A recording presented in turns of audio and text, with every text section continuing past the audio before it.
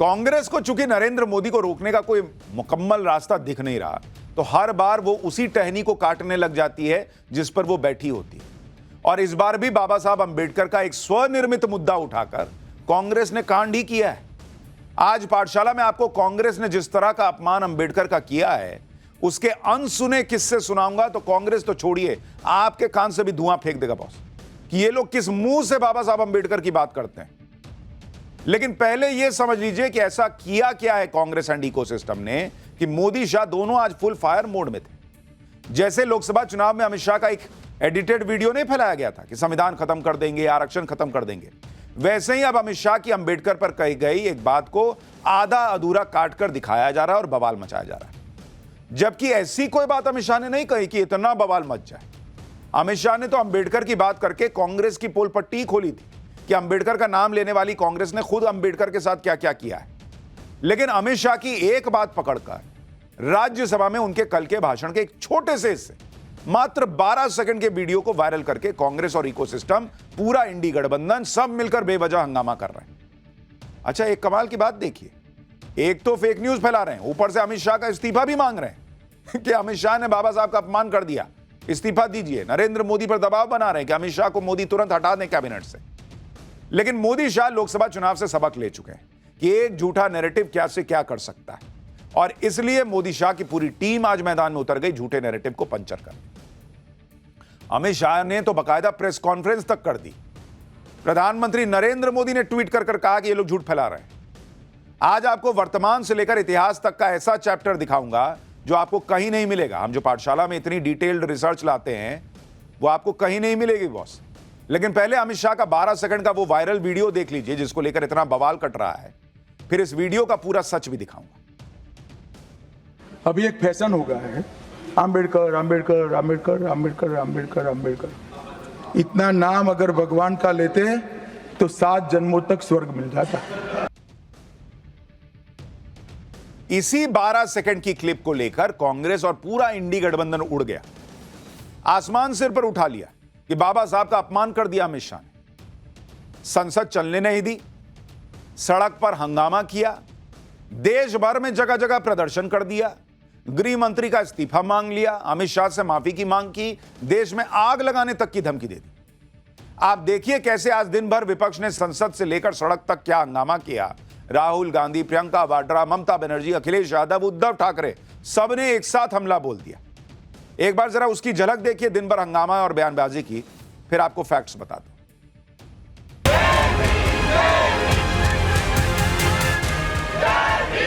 अंबेडकर अंबेडकर अंबेडकर अंबेडकर अंबेडकर अंबेडकर। इतना नाम अगर भगवान का लेते तो 7 जन्मों तक स्वर्ग मिल जाता। अंबेडकर जी के खिलाफ है, उनकी विचारधारा के खिलाफ है। का पूरा काम अंबेडकर जी ने जो किया और जो कॉन्स्टिट्यूशन है उसको खत्म करने का है। करोड़ों लोगों की भावनाएं आहत हुई हैं। मैं खुद व्यक्तिगत तौर पे उनको अपना आदर्श मानता हूं। पीडीए की लड़ाई में बीजेपी के लोग घबराए हुए हैं।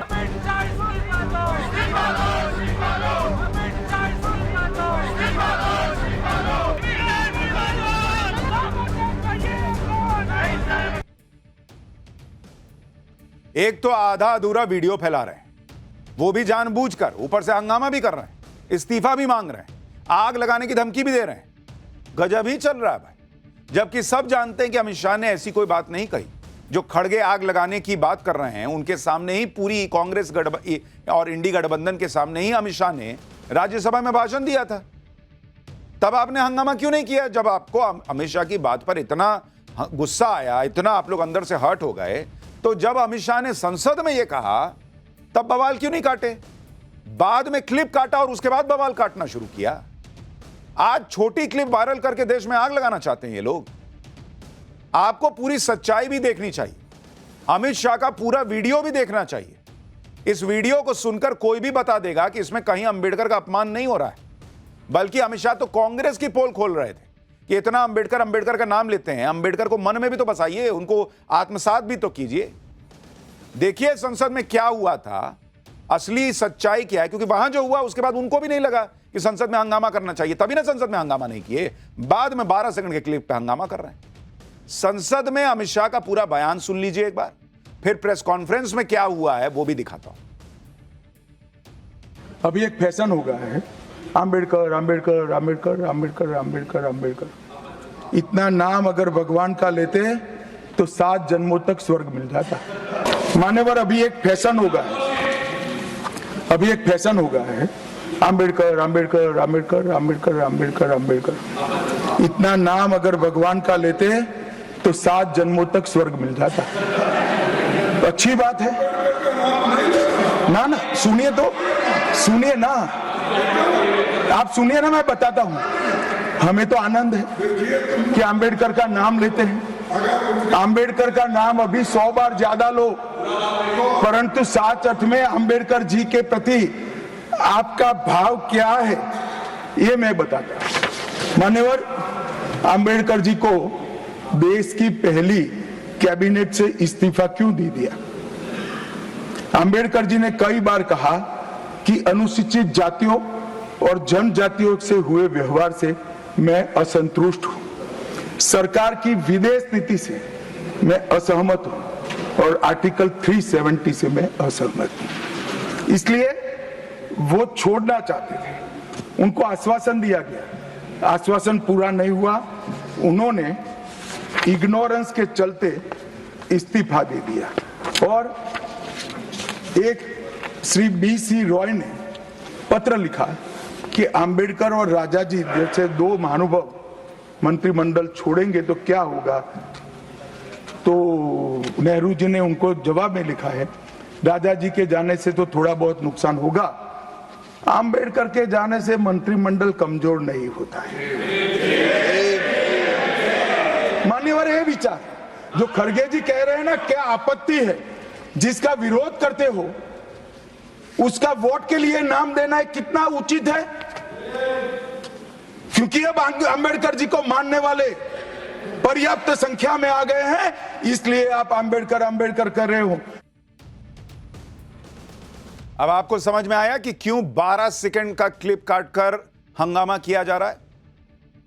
क्योंकि अगर 12 सेकंड के आगे की बात दिखा देंगे तो अगली लाइन में तो अमित शाह कह रहे हैं कि भाई अंबेडकर का 100 बार नाम लीजिए, हमको तो खुशी होगी, हमारी वजह से अब आप इतना नाम लेने लगे हो। एक्सपोज कर रहे हैं कांग्रेस को कि कैसे बाबा साहब अंबेडकर का नेहरू के जमाने में अपमान होता था। लेकिन पूरा क्लिप दिखाएंगे तो यह सब भी दिखाना पड़ेगा ना, इसलिए इतना 12 सेकंड काटा, फिर बवाल काटना शुरू। यह है एक इकोसिस्टम का काम करने का तरीका। क्योंकि अमित शाह का पूरा बयान कोई भी सुन लेगा तो कंफ्यूजन बचेगा ही नहीं। जो बयान हमने आपको सुनाया वो तो विपक्ष के नेताओं ने कल सामने बैठ के सुना है, तभी तो हंगामा नहीं किया। फेक न्यूज फैलाने में आज की डेट में लगे हैं, क्योंकि इन्हें लग रहा है कि फेक न्यूज फैलाएंगे, आधी अधूरी क्लिप वायरल करेंगे तो अमित शाह फंस जाएंगे, नरेंद्र मोदी को घेर लेंगे कि ये तो दलित विरोधी है। लेकिन ये फेक न्यूज की फैक्ट्री अब नरेंद्र मोदी अमित शाह के सामने नहीं चलने वाली। अमित शाह ने कांग्रेस इंडी गठबंधन और उनके इकोसिस्टम के इस फेक न्यूज की फैक्ट्री पर छापा मार दिया। अमित शाह ने आज शाम होते होते प्रेस कॉन्फ्रेंस कर दी और डंके की चोट पर कहा कि उनका पूरा बयान सुना दीजिए सबको, दूध का दूध पानी का पानी हो जाएगा। एक बार अमित शाह को सुनिए, फिर आपको यह भी बताऊंगा कि इस मामले में नरेंद्र मोदी को घेरने चली कांग्रेस की खुद नरेंद्र मोदी ने कैसे पोल खोली है।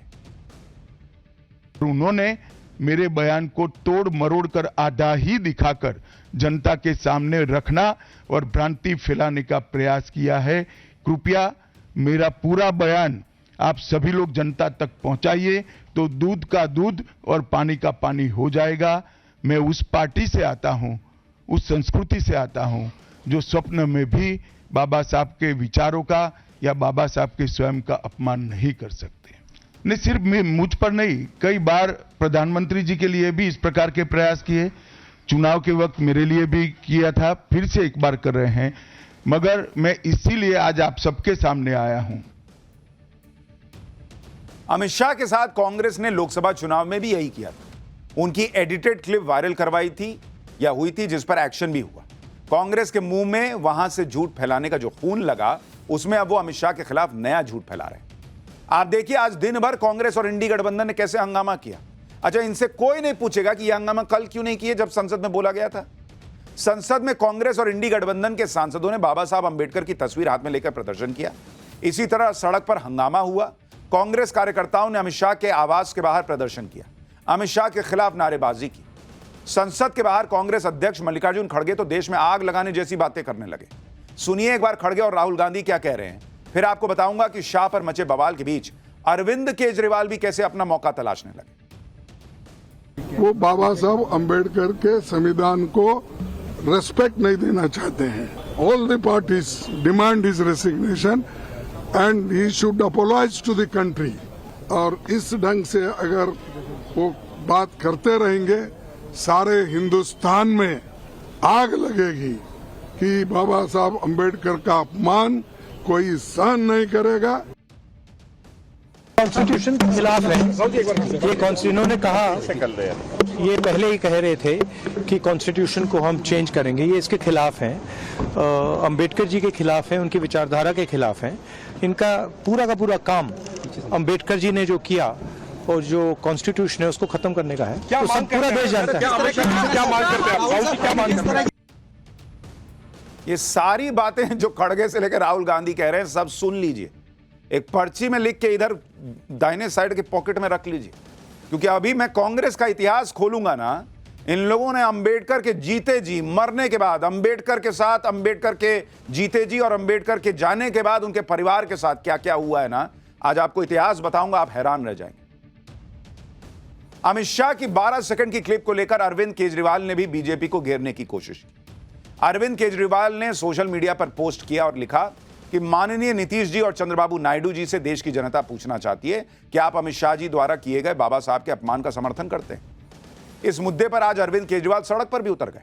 दिल्ली में चुनाव है, दलित वोटों का सवाल है, इसलिए अरविंद केजरीवाल ने मोर्चा संभाल लिया। केजरीवाल ने आरोप लगाया कि साजिश के तहत जानबूझकर बीजेपी ने बाबा साहब अंबेडकर का अपमान किया। एक बार केजरीवाल को भी सुनिए, फिर बताऊंगा अमित शाह ने कैसे इस्तीफा मांगने वाले विपक्ष को जवाब दिया।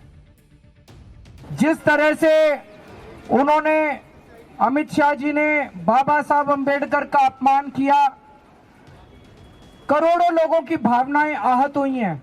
आज जिस तरह से प्रधानमंत्री जी अमित शाह जी के समर्थन में उतर आए, उससे ऐसा लगता है कि जो कल अमित शाह जी ने कहा था वो भारतीय जनता पार्टी की एक सोची हुई रणनीति थी, जिसके तहत संसद में बाबा साहब अंबेडकर का अपमान किया गया। हम मांग करते हैं कि अमित शाह जी के खिलाफ सख्त से सख्त कार्रवाई की जाए, ताकि जितने लोगों में रोष है वो रोष खत्म तो नहीं हो सकता, लेकिन वो गुस्सा कम हो सकता है अगर उनके खिलाफ सख्त कार्रवाई की जाएगी तो। केजरीवाल जी आहत हो गए कि बाबा साहब अंबेडकर का अपमान हुआ है। इनके बयान को अब पर्ची बना के बाईं जेब में रखिए। इनको भी याद आएगा अभी जब बताऊंगा कि कांग्रेस ने बाबा साहब के साथ क्या किया है, तो इनको कांग्रेस से गठबंधन तोड़ना चाहिए या नहीं, ये सवाल उठेगा। लेकिन आपको यह भी आज समझना चाहिए कि केजरीवाल से लेकर खड़गे तक मोदी शाह को अंबेडकर पर घेरने की ये स्क्रिप्ट लिख क्यों रहे हैं। इतना ये लोग अंबेडकर के प्रति, इतना इनके मन में जो है, इतने ये लोग आहत क्यों हो गए। ये 12 सेकंड की क्लिप काटकर बवाल क्यों कटा, इसकी वजह आपको समझनी चाहिए। इसकी कहानी जो है वो दरअसल दलित वोट में छिपी हुई है। बाबा साहब अंबेडकर को लेकर ये इतना हंगामा क्यों है, आपको इसको बहुत आसानी से समझा देता हूं। जो शेड्यूल कास्ट के लिए आरक्षित सीटें हैं, यानी जब चुनाव होते हैं तो शेड्यूल कास्ट के लिए, दलित भाइयों के लिए आरक्षित सीटें हैं, उसका अगर आप हिसाब देखेंगे, ये आपको लोकसभा का बता रहा हूं, लोकसभा में अगर आप देखेंगे 2009 में ऐसी आरक्षित सीटों को अगर आप देखेंगे तो कांग्रेस जीतती थी 30 सीट जीती थी, और बीजेपी कितना जीती बॉस, बीजेपी जीती मात्र 12 सीट। लेकिन जब से नरेंद्र मोदी आए, उन्होंने पूरा दलित वोट जो है ना वो ऐसे ऐसे करके समेट लिया। और इसलिए अगर आप देखेंगे 2014 के चुनाव में क्या हुआ, 2014 में जो है शेड्यूल कास्ट के लिए आरक्षित सीटें थी, कांग्रेस 30 से घट के मात्र 7 सीट पे आ गई बॉस, और बीजेपी 12 सीट से बढ़कर 40 पे पहुंच गई। यह था नरेंद्र मोदी का जादू दलित वोटर्स पर। इसके बाद नरेंद्र मोदी ने और काम किया, तो लोकसभा 2019 के चुनाव में कांग्रेस जो है वो 7 से घट के 6 सीटों पर आ गई, जो शेड्यूल कास्ट के लिए आरक्षित सीटें थी, और बीजेपी 40 से बढ़कर 46 सीट पर पहुंच गई। यानी बीजेपी के लिए दलित वोट बढ़ता ही चला जा रहा था। लेकिन ट्विस्ट आया कहानी में 2024 में। 2024 में क्या हुआ, कांग्रेस की जो दलित वाली सीटें घट रही थी वो अचानक से बढ़कर 20 पे चली गई, और बीजेपी घटकर 29 पर आ गई। अब यह कैसे हुआ? 2024 के चुनाव में जो झूठ फैलाया गया कि मोदी संविधान खत्म कर देंगे, आरक्षण खत्म कर देंगे, इस झूठ ने कांग्रेस और विपक्ष को बड़ा फायदा करवा दिया यहां पर, क्योंकि दलितों को लगा यार हमारा तो आरक्षण चला जाएगा। तो जो दलित भर भर के मोदी के लिए वोट कर रहा था, 40-46 सीट, वो घट के 29 हो गया। कांग्रेस एंड इकोसिस्टम को लगा कि बॉस ये तो अपने हाथ में तुरुप का इक्का लग गया। लेकिन वो झूठ तो बार बार चलेगा नहीं, वो हरियाणा में दिख गया, महाराष्ट्र में दिख गया। अगर कोई इस बात को नहीं माने और यह कहे कि बीजेपी की दलित आरक्षित सीटें किसी दूसरी वजह से या किसी नाराजगी से कम हो गई होंगी, भाई किसी को लग सकता है, हो सकता है मोदी ने अच्छा काम नहीं किया इसलिए 24 में दलित आरक्षित सीटें घट गई होंगी। तो मैं आपको इसका एक उदाहरण देता हूं। अगर आप देखेंगे 2022 में यूपी में जो चुनाव हुआ, यूपी का अगर आप चुनाव देखेंगे, उत्तर प्रदेश के चुनाव में और 2023 के चुनावों में क्या हुआ जरा आपको देखना चाहिए। जो यूपी में 2022 में चुनाव हुआ उसमें दलित वोट बीजेपी को कितना पड़ा आपको पता है? बीजेपी को दलित वोट जो है वो पड़ा 41% बॉस। तो यूपी में 2022 तक दलित जो है वो 41% वोट कर रहा था और 2024 में बोला कि ना अब हम नरेंद्र मोदी को वोट नहीं करेंगे। सीधा मतलब है कि वो फेक नैरेटिव में फंस गया था। इसी तरह से अगर आप 2023 का चुनाव देखेंगे, 2023 में कहां चुनाव हुआ? एक हुआ राजस्थान प्लस मध्य प्रदेश प्लस छत्तीसगढ़ और तेलंगाना प्लस तेलंगाना, इन 4 राज्यों के चुनाव आप देखेंगे 2023 में हुए थे। इसमें जो एससी रिजर्व सीट है वो कितनी है? 98। इसमें बीजेपी ने कितनी जीती? इन 98 में बीजेपी ने 57 सीट जीती जो दलित के लिए आरक्षित थी। कांग्रेस ने कितनी जीती? कांग्रेस ने 40 सीटें जीती। जबकि यहीं पर अगर आप 2018 के चुनाव को देखेंगे, 2018 में इन्हीं सीटों पर क्या हुआ था? बीजेपी कितने पर थी? बीजेपी 32 पर थी और कांग्रेस 45 पर थी। यानी 2018 से 2023 के मुकाबले अगर आप देखेंगे तो बीजेपी 2023 में इन राज्यों में जो एससी आरक्षित सीटें थी वहां 32 से बढ़ के 57 चली गई। यानी बीजेपी को 2022-23 तक दलितों के वोट भर भर के मिल रहे थे। पहली बार बड़ी संख्या में दलित जुड़ रहे थे। फिर 2024 आया और विपक्ष ने जो संविधान आरक्षण के नाम पर झूठ फैलाया, उससे बीजेपी को नुकसान हुआ। यही इनको लगा कि बॉस ये तो कुछ मिला काम का नरेंद्र मोदी को रोकने के लिए। दलित काट दो इनसे, दलित को दूर कर दो इनसे, और इसीलिए आज बाबा साहब अंबेडकर का यह मुद्दा उठाया जा रहा है।